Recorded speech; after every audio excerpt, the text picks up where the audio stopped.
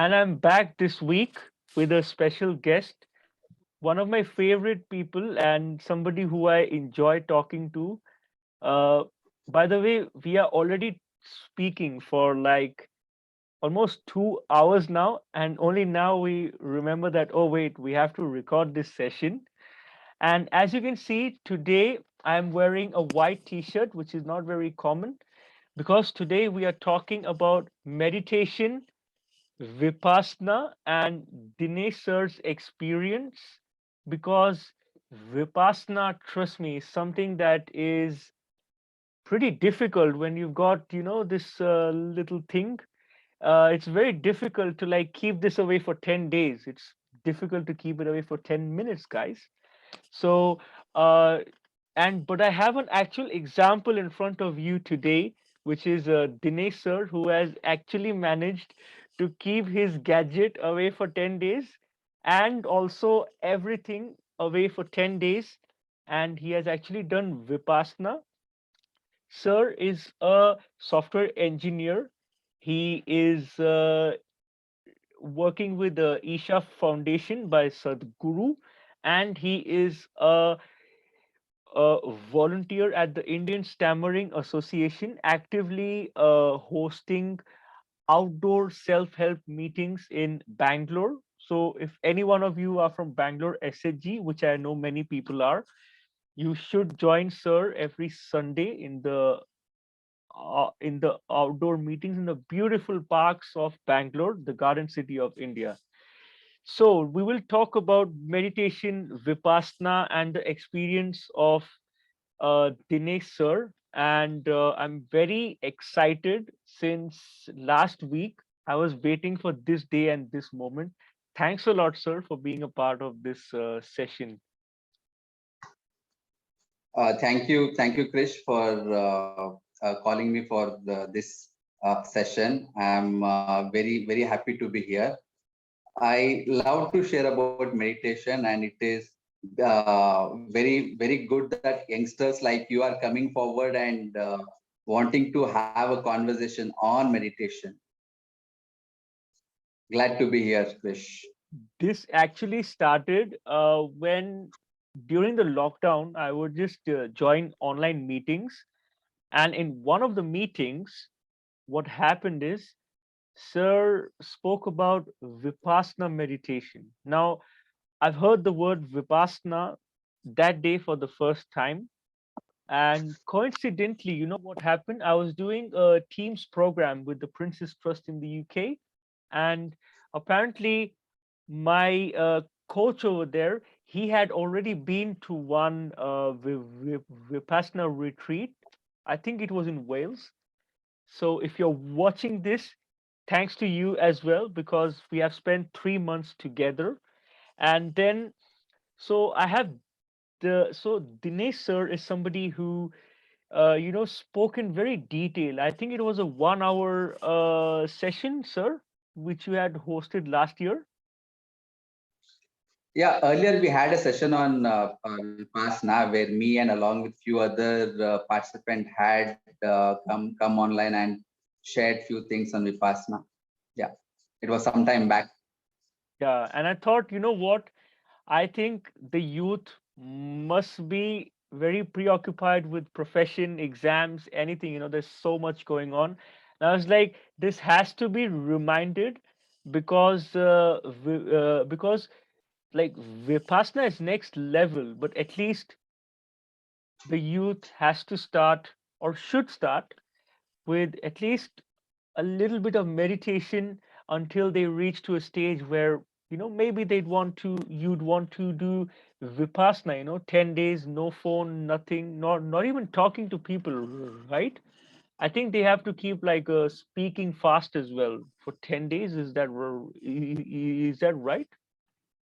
Yeah, for 10 days you have to completely observe silence. It's a very conducive environment for someone who would want to do some introspection on himself or herself. Uh, 10 days complete silence, there's no TV, nothing to read. You are all by yourself. someone had very nicely put it that you are the scientist, you are the lab, and you are the object. For 10 days, you will dissect yourself, and wonderful things going to come out of it. Wow. Well, sir, you are one person I could not do Vipassana with because I don't need a TV, I don't need a phone, but simply resisting not talking to you for those 10 days would be a big challenge. But maybe I'll accept it at some point when I'm down there. So, sir, my question is when it comes to meditation, can you tell me when is the first time? And the audience also would like to know is that when was the first time when you explored meditation and how was the experience? And then consecutively, what events led to you finally going for the 10-day Vipassana program, or I'll call it Vipassana challenge because it's very difficult. I had read few books where some of the so-called gurus and the swamis talked about the meditation. At that time, I didn't know anything about Vipassana or anything. And I was also coordinating the Bangalore SHG sessions. And somehow through an online, I came to know that there is a certain place where for 10 days you have to spend in silence and no phone and nothing. So no one really introduced me to Vipassana. I just explored, and at the first instance, I came to know that okay, this is something which I should explore, which is worth exploring it. And in 2012, I went into my first 10-day course, and those 10 days felt like I spent a lifetime there. No, with no TV, no phone, no one to talk to. Each day passes like an year. It's all you can feel it. Each day passes like an year. It's something like your life has been paused. Someone has hit the pause button on your life, and time is not going anywhere. For the first time in my life, I realized that time is not going anywhere, and I had 10 full days to complete. And once I completed, I think something really seeped deep into me, whether it's the meditation or the things that I learned there, just being disconnected for 10 days, that instilled a lot of stillness into me. And even after that, if I hadn't done any more practice, something would have retained in me for long. So my first experience had been awesome. And after that, I every at least a year, once in a year, I plan to go to Vipassana 10 days a year. That's like my routine detox. Without it, I feel incomplete. So every year you take out 10 days, like from 2012, every year you've taken out like 10 days. Since 2012, I have done about 6 to 7 times courses. So approximately every 15, 16 months, I do go for it. That's the best vacation I give for myself, where I go there, I sit in silence and don't do anything. It's the best way for me to spend my holidays. Actually, because a lot of times people go on holidays and they end up becoming more tired because of because of the exertion and the parties and the dinners and so many things. This is a very different and very yogic way of doing a holiday, or it's almost as if a personal lockdown for for the mind and for everything if you look at it that way. I would say that you are actually coming out of a self-imposed lockdown. See, wherever you're going or wherever you're living, most of the time you end up living in the mind only. That's the space where you spend most of your lifetime living in the mind. So even if you're going to any other space, you're basically carrying your own mind there, where you're carrying your old stories and living the same way you're going. But you're actually not disconnected. But when you go to Vipassana, you actually disconnect from everything that you're doing. And once you come back, you can feel that there's an element of freshness because you actually got disconnected. But otherwise, when you go for holidays, you are always more or less connected. I don't feel like I had a break unless I go for a Vipassana. No, that's very unique because um, it's like you can go on a holiday just by, like just by pausing the mind. It's like I don't need to go all the way to Europe or, United States or something. I can just not do anything, and that's a holiday itself. Sir, tell us Yes. something about the routine in a Vipassana retreat, like from morning through afternoon through evening. What time you sleep? What time you wake up? How's the lifestyle? So life there morning 4:30 there is an alarm bell. Around 4 o'clock there will be a wake up bell where you have to wake up around 4 o'clock in the morning, and 4:30 to 6:30 the first meditation session starts. So generally most of the people make it to the morning session, but there will be few who can. It's not a mandatory session, you can skip it. So first session would happen 4:30 to 6:30. Then after that there will be a breakfast break.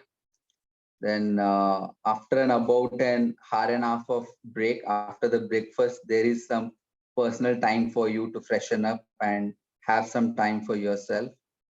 And after the breakfast break, there's first combined meditation. There are 3 group sittings in a day. Group sittings are when the complete batch of the participants sit together for 1 hour thrice in a day. First 1 hour group sitting happens around 8 to 9. The second one happens around 2 to 3, and the third one happens in the evening 6 to 7. These are the mandatory group sittings where everyone has to be present in the meditation hall. Apart from this, there are every hour a meditation happens. Um, after 8 to 9 group sitting, 9 to 11 there is another 2 hour meditation which happens. And at 11 to 1 o'clock there is a break.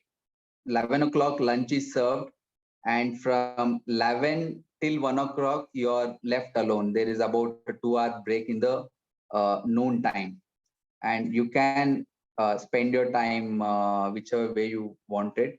I would generally spend my time sleeping at that time. Uh, then after that, you come back, and again there's a 2 hour meditation session.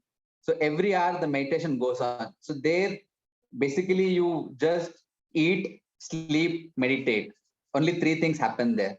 And one more thing which happens is the 7 to 8:30 discourse session in the evening, which is the best session of the day, where SN Goenka, he's someone who had come from Burma to India to just to impart the meditation for only his close relative and friends.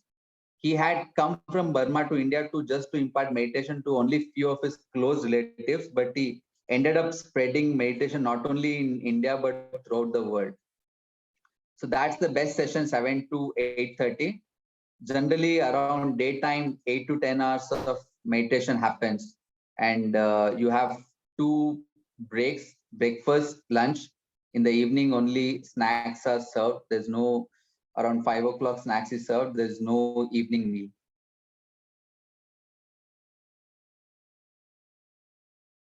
So in the evening, 5 o'clock, there is snacks, and that's Hmm. it.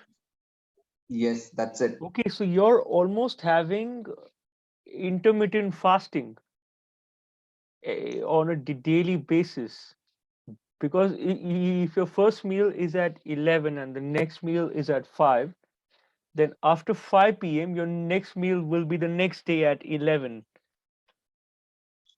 First meal is at 6:30 in the morning, Okay. and the second meal is at 11 o'clock, and at 5 o'clock only tea is served. Okay. So And the at newcomers 6:30 in the do get a morning, banana or some fruit in the evening, at maybe a fruit or s- two in the evening. at 6:30 in the evening, what sort of meal is that? Is that your breakfast? 6:30 in the morning is breakfast. Okay, that is breakfast. So 11 is is it lunch. so which meal is the heaviest? The Breakfast, lunch is the lunch, heavy. lunch, Lunch is the right? heavy. Yeah. Even according to Ayurveda, lunch should be the heaviest. Yeah, there you will have to eat in moderation, whether it's breakfast Hmm. or lunch. If you eat in moderation, your meditation sessions will go well. If not, you will feel really drowsy. And the food which is served is really tasty and nutritious. There is all elements are there. There is salad is there. It's a complete holistic meals which takes care of all the aspects of a good food. So Food, nice aspect food is served. No so complaints about the food. basically one can also get inspired by the food choices and the dishes that is actually served there, and maybe repeat that and maybe integrate that into your existing lifestyle once the retreat is over.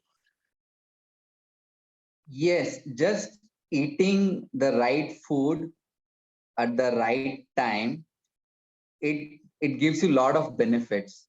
Just eating the right food at the right time. So the routine is such that every time the eating is at a fixed time, and your sleeping time is also fixed. The break is also fixed. So having this nice vegetarian meals for 10 days at the precise time does bring in a routine in your system, which one can observe that it adds a lot of energy into a system, and it puts in a very good practice. Right. That's interesting. And what time do you normally go to bed during the Vipassana retreat? Around 9:30, 10 we hit the bed. Okay, so 9:30, 10, and then next day morning 4 o'clock is wake up time. 4 o'clock or 6 o'clock based upon your individual capacity. You Hmm. can either skip the morning session or be there. So 4 o'clock is the wake up bell. So Which four is o'clock you great. have to get up. Mhm. That's After first couple interesting. of days, people will get used to the routine. It is Yeah, easy. I mean, it becomes a routine. It becomes a routine. It may at the outset it may look like it is challenging. So many hours of meditation. You have to wake up, food only 2 times a day. But once you are into the session, everything becomes so routine that there'll be no complaints. It will be like you have been doing this for years and you can follow it for another couple of years to come. It becomes easy. At the outside, it looks like quite demanding, but just 2 days into the system, it looks like this is how it should be. And what we yeah. are doing outside is quite messed up things that we are doing it outside. But not eating after sunset is a very good thing. You will there, even if you don't eat in the evening, you will notice that you're having a very sound sleep. Yeah, this is something I can resonate. I've read Ayurveda, and even that, like, the Sunrise and sunset is pretty much the eating window. Uh, Mm, Breakfast is a more nutritious meal, lunch is a proper heavy meal, and then dinner is a very light, like soup or maybe a khichdi or something is just fine. mhm, Which is, yeah, which is in tune with what the Vipassana retreats, you mm. know, follow. Sir, tell us something more about Vipassana. Tell us some untold facts about it, and what kind of a person or what version of you came out from the Vipassana after the 10 day? See, the things change gradually. There's no overnight changes here.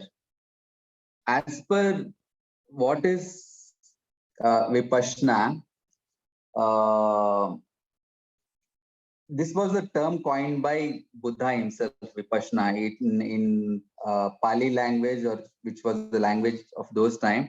It was meant that seeing things as they are. If I have to put it in my own terms, if I have to explain it to you in a layman terms, for me it means that coming out of your mind and living in the reality in the most simplest, in the most basic ways. And how do you do that, the entire process? That you will get to know once you go there and spend 10 days. Only then you will come to know. If you go to a specialist place like a Vipassana center and spend 10 days there, then you will understand what is meditation and how to do it.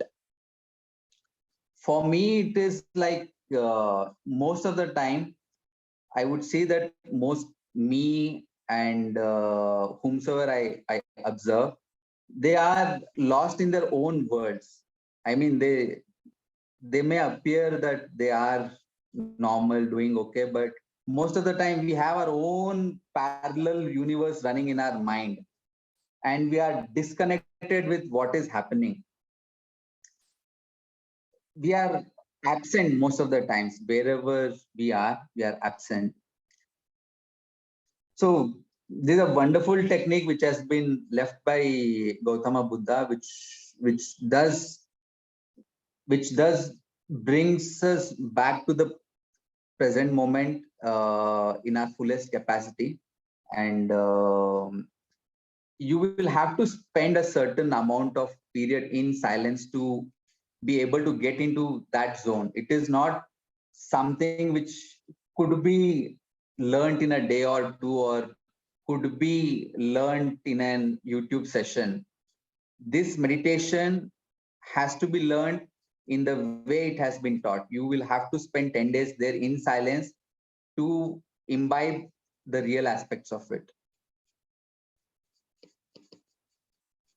Wow, this sounds like a very exciting and a very, what do I say? It's like a very unique thing, and it's something I have to do. Like there are things that we sometimes think, so if I had the money, if I had the time, I would do this, but this is something I just have to do. And I'm sure the audience is also, some of you must be resonating and you must be thinking that this is something I have to do. It's not something that is optional. This is like part of my legitimate to-do list. And sir, so can you shed some light after this 10 days? How did you face the world? Because the world is just the way it is. So how did you face the world and how did you feel? I think Just the a world, little bit, like, yeah. see, the world remains the same. I mean, after you come out, for you, the world remains the same. But you you become okay with whatever is happening. uh, I mean, you will, the way you would have responded to things earlier, it changes. You would see that you are not in an instinct based mode where you are reacting spontaneously to what is happening outside. You can see that, earlier if things would happen faster, now you can observe things are happening in a bit of slow motion. Okay, he said something, even I would have uh, scolded him or reprimanded him. There is a awareness in the background that, okay, this happened and it got registered in my mind, and I know how it happened and where I should correct myself. As if, I have time to control all these things. That is one aspect. And secondly, what I observed is, earlier, now the decision making is faster. If I have to make a decision, then I don't ponder over it or sit over it for days together. If I have facts at my hand, or if I need something, I'm clear about what is needed, and the decisions are done faster. Earlier, to make a decision, it would take days or weeks, or even after having everything, you cannot make a decision. So what I have observed personally is the kind of clarity it brings in. Number one. Number two, you seem to have time on your side whenever you are responding to a situation. And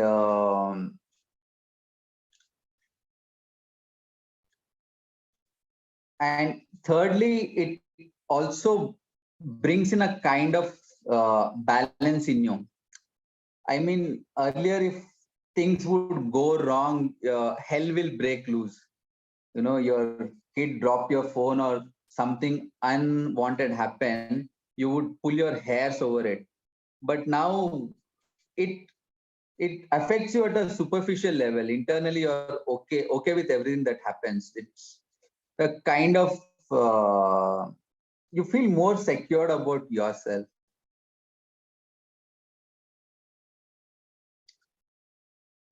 I can go on and on and on and list 101 things, but on a high level, these are the tangible benefits. I mean, your productivity at work will go up, your relationships with your family will go to next level. You will understand people much better. You will become a much better communicator. You will be able to connect to people, connect to life around you in a much better way.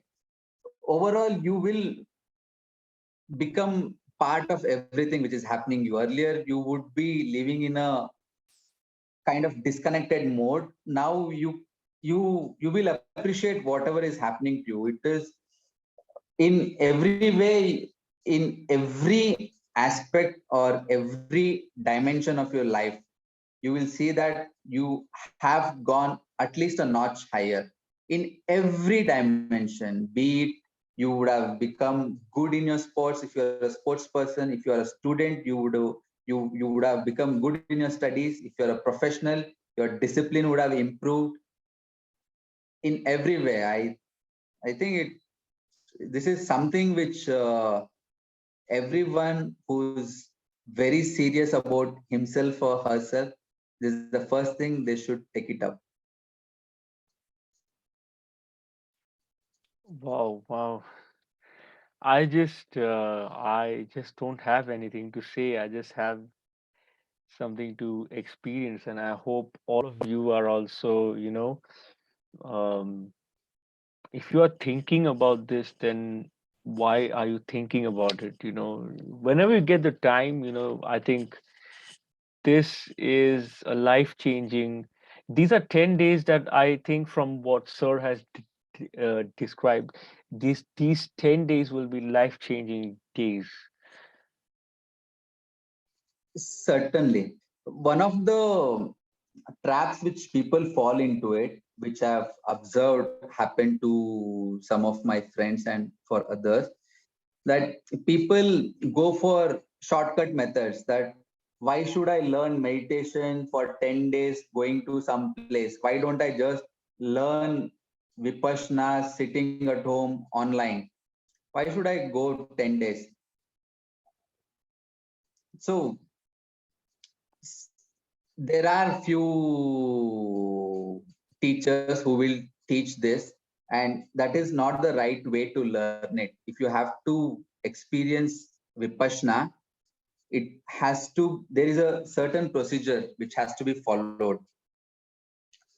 For example, Krish, if I invite you to my home for a lunch, and let's say your stomach is already full, and then I serve you the best of the meals, then still you wouldn't appreciate the food which is being served. You wouldn't, the hunger would not be there because your stomach is already full.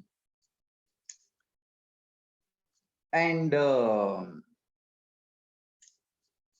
if you have to learn something, it is best that you go to a place where it is being taught in its purest of form. Then you will appreciate the technique. If you learn the technique which is not in its purest form, which unfortunately many people are learning sitting at home because they either don't want to invest time going there, they are falling into a trap wherein they will not, first of all, they will not get or follow what is being taught, and they will not be able to understand or appreciate the highly watered down approach of the technique which would have been taught online.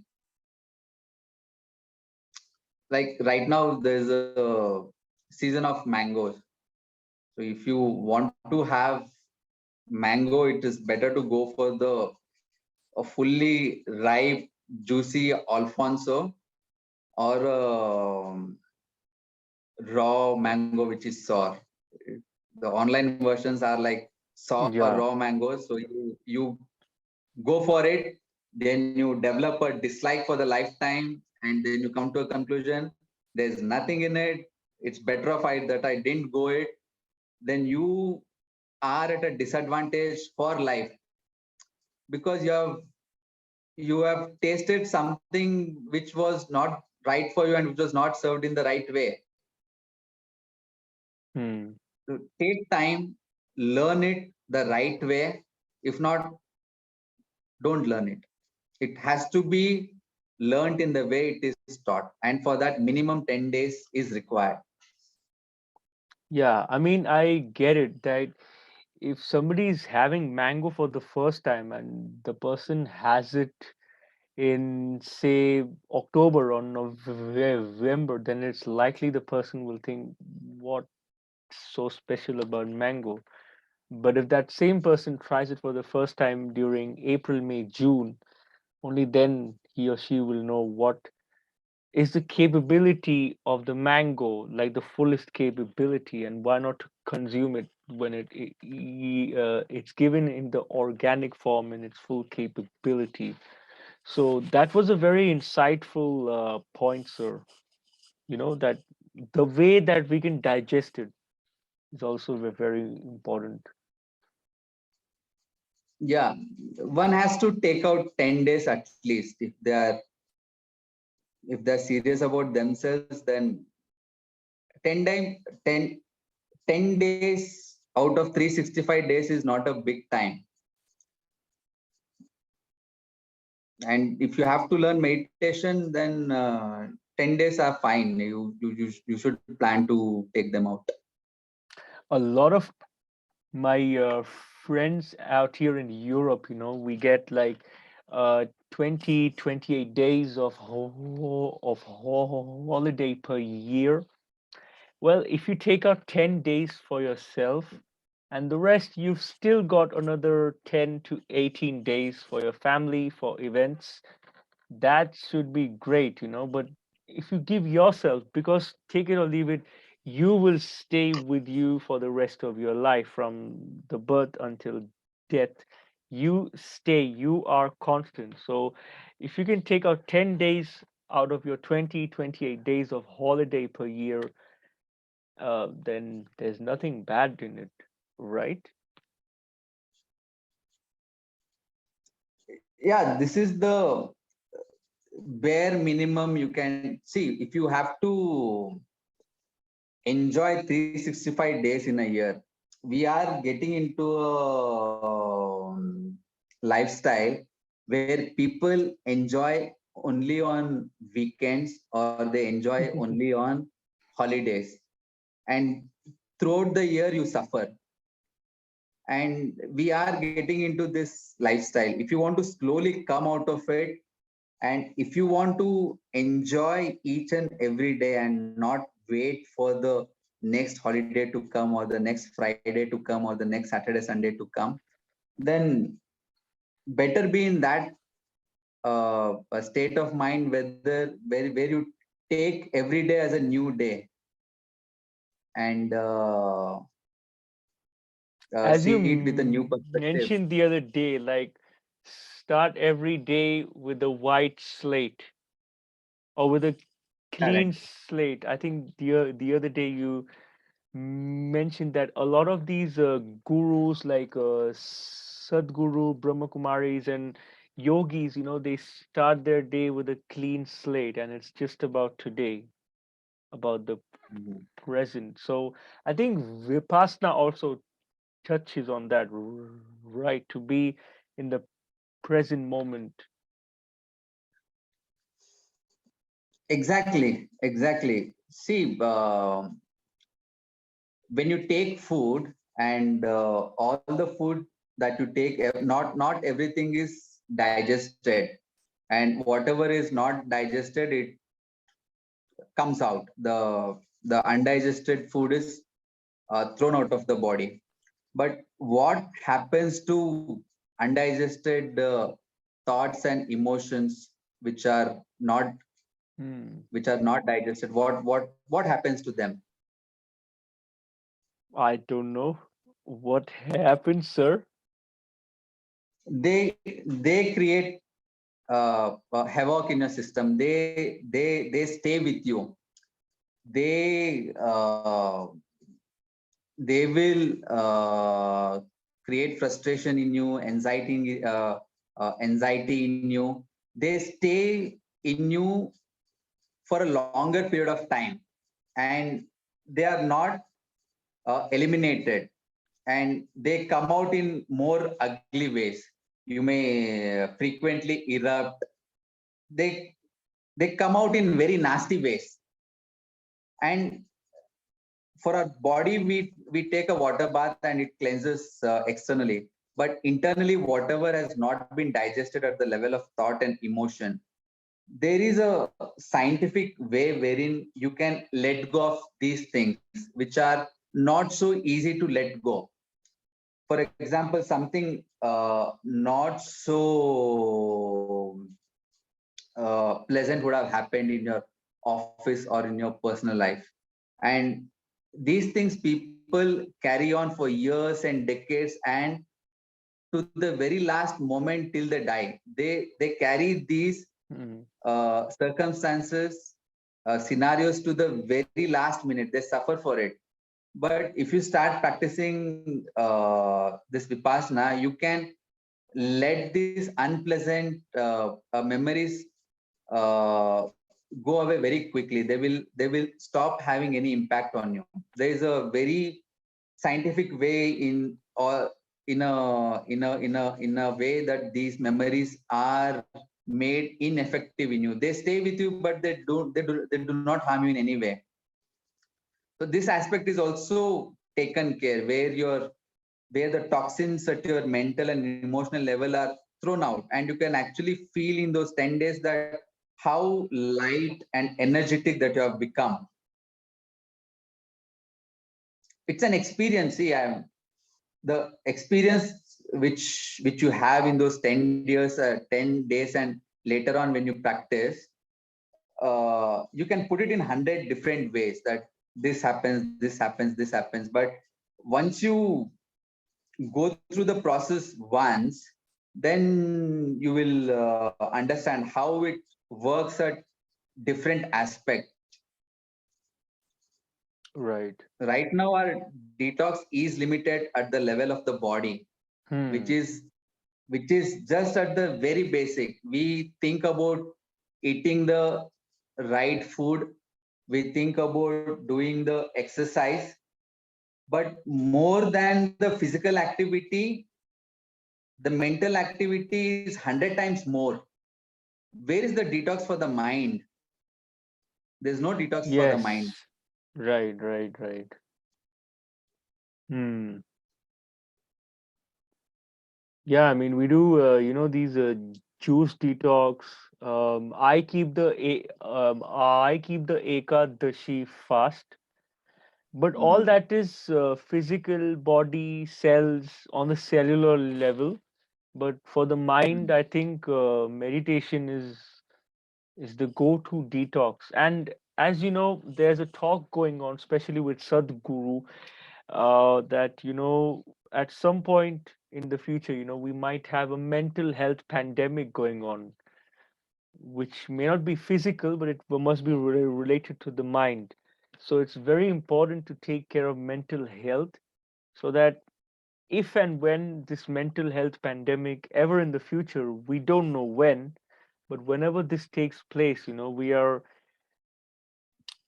kind of mentally immune to it, and we are in a better state to handle these things. Yeah, this mental pandemic is already there, and we have experienced it in the COVID times.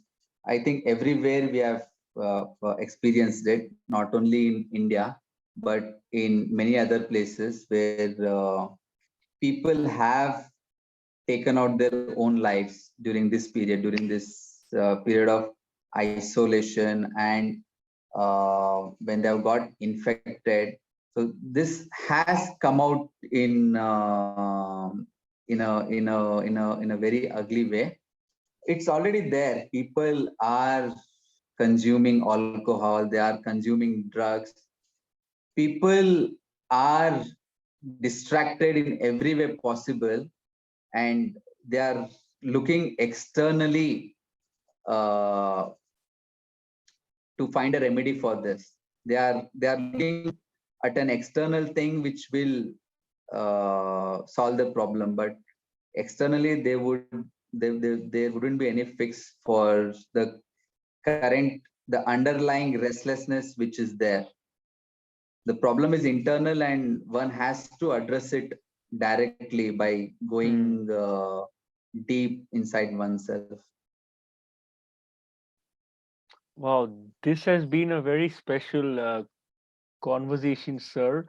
Do you have any final thoughts, tips, any experience to share with the audience?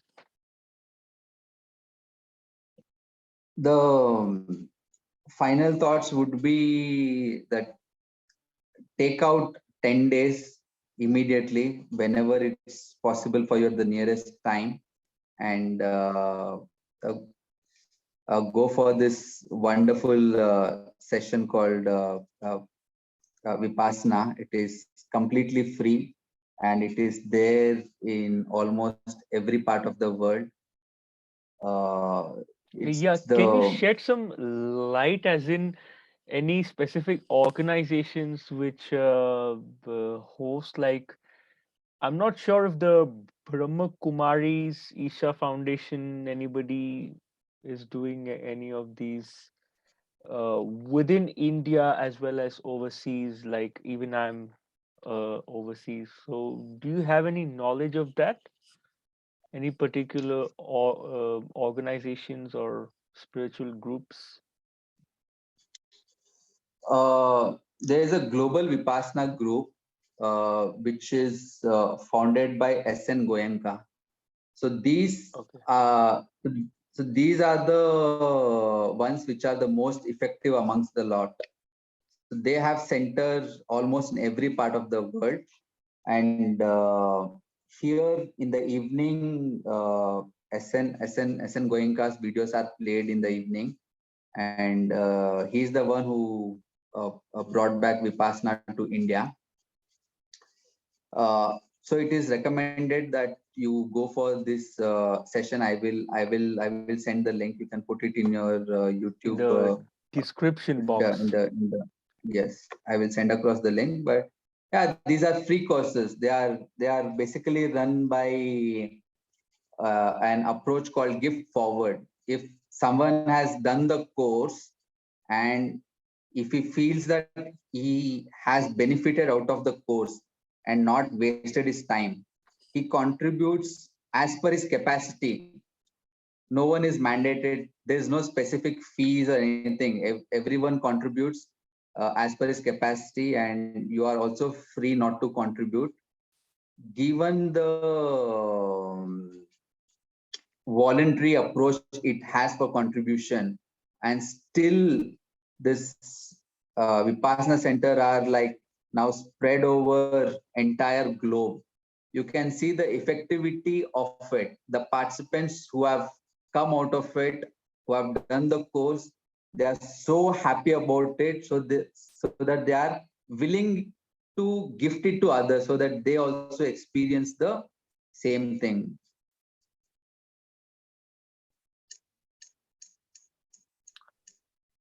All so plan your Vipassana now. Sir, you will share the link with me. You can check it in the description box. And it's now or it's never. And why wait? You know now about Vipassana. And if you have stayed till the end of this session, then I think you are as excited as I am, and I am as excited as Sir is for the next Vipassana experience. Hopefully, Sir, we'll do it together, but even if not, we will still share. Once I've done the Vipassana, we will share this the conversation, and we'll probably make another episode once I've done this, the Vipassana. Wow, it's been a great conversation, sir. Thanks a lot. And this will genuinely help a lot of people to uh, prevent getting affected by the mental health pandemic, which you've said is already going on or may take charge in the future. But also, you have addressed to a lot of people who are existingly a bit lost. And thanks a lot, sir. Thanks a lot. Thanks a lot, Krish, for having this wonderful conversation on meditation. Uh, People spend so much amount of money on medication and for psychiatry and on doctors for most of the problem that they have, and most of the problems are psychosomatic in nature, having their origins in mind.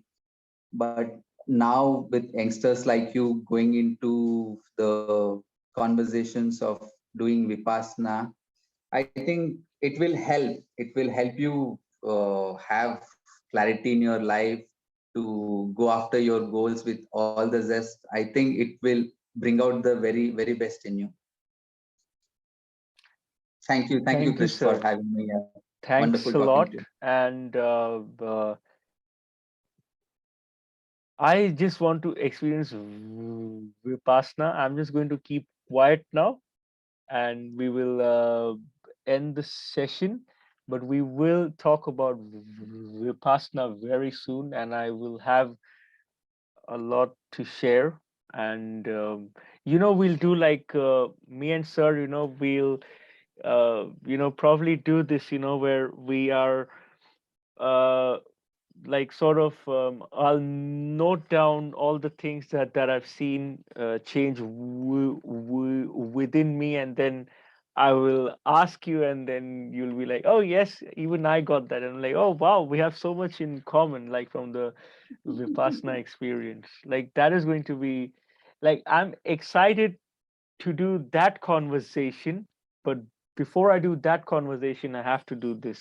Like there's no choice. It's not optional. This is something I just have to do. And that's what's going on in my mind now after this session. But thanks a lot once again. And thanks to the audience. We are now 100+ subscribers and growing. Please like, please subscribe and share this video if you found it useful. And we'll see you soon next week with another guest and more stuff to personally develop our lives. Thank you, everyone.